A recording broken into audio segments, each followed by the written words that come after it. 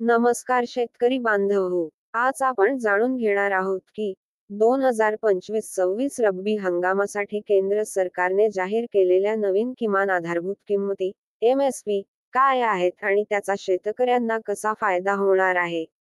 MSP म्हणजे काय?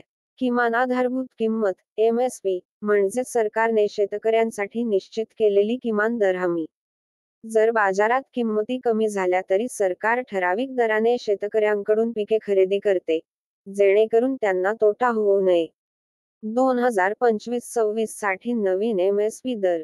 चला आता पाहूया 2025-26 साठी सरकारने जाहीर केलेले MSP दर. गहू 2425 रुपये प्रति क्विंटल, 150 रुपये ने वाढ. बार्ली 1980 रुपये प्रति क्विंटल, 130 रुपये ने वाढ. हरभरा 5650 रुपये प्रति क्विंटल, 210 रुपये ने वाढ.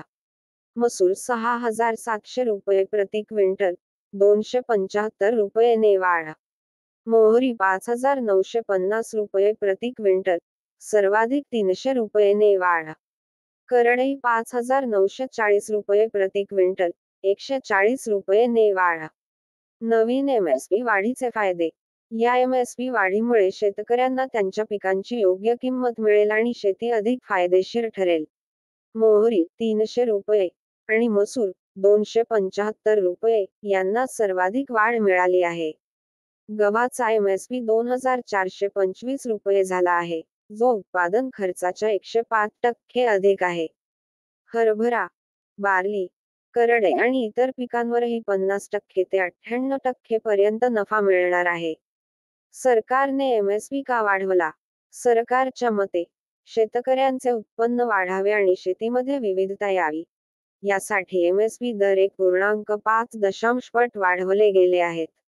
शेतकऱ्यांनी पुढे काय करावे? शेतकरी बांधवांनो, आता तुमच्या शेतीचे नियोजन करताना MSP चा विचार करा आणि जास्तीत जास्त नफा मिळवा. ही माहिती उपयोगी वाटली तर व्हिडिओला लाईक करा, तुमच्या शेतकरी मित्रांसोबत शेअर करा आणि नवीन MSP अपडेटसाठी आमच्या चॅनेलला सबस्क्राईब करा.